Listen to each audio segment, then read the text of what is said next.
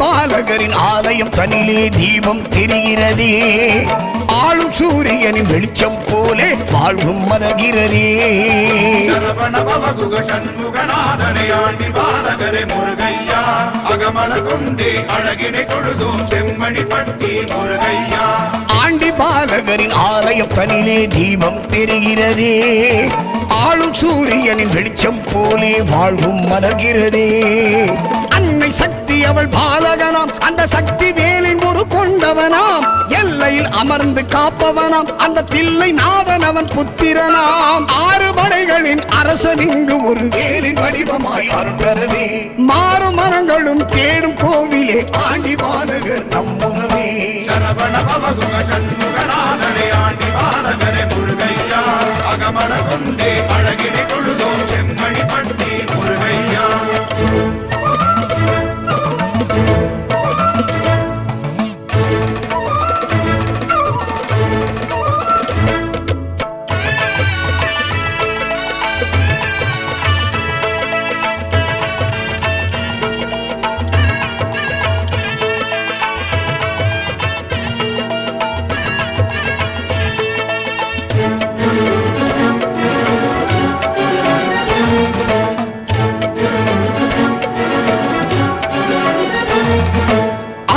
தமிழனும் போட்டும் திருவடி ஞானம் காத்திடும் வேலதுவே, நாடும் பக்தரை நாடும் அழைத்திட்டு ஞானம் வழங்கிடும் திருவதுவே.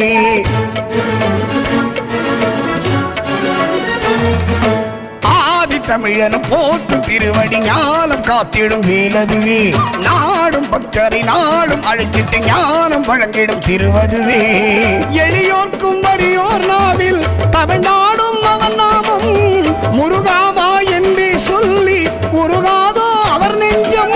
திருப்புகழ் பாடி குகன் அருள் கூடி இருப்பவர் வீட்டில் தனம் கோடி, கனகவேல் காக்கும் கடுந்துயர் போக்கும் வரும் வழி வந்து மனம் நிறைக்கும். சரவண பவகுக சண்முகநாதனை ஆண்டி பாலகரே முருகையா, அகமல கொண்டே அழகினை தொழுதோம் செம்மணி பட்டி முருகையா.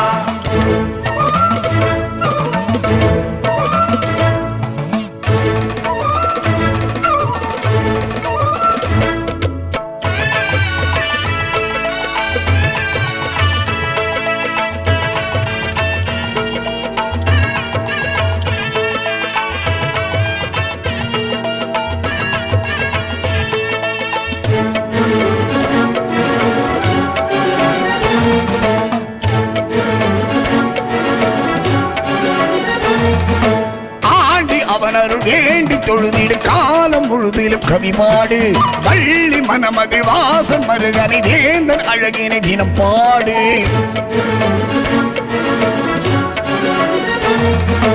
ஆண்டி அவனருள் வேண்டி தொழுதிடு காலம் முழுதிலும் கவிபாடு, வள்ளி மணமகள் வாசன் மருகனை வேந்தன் அழகினை தினம் பாடு.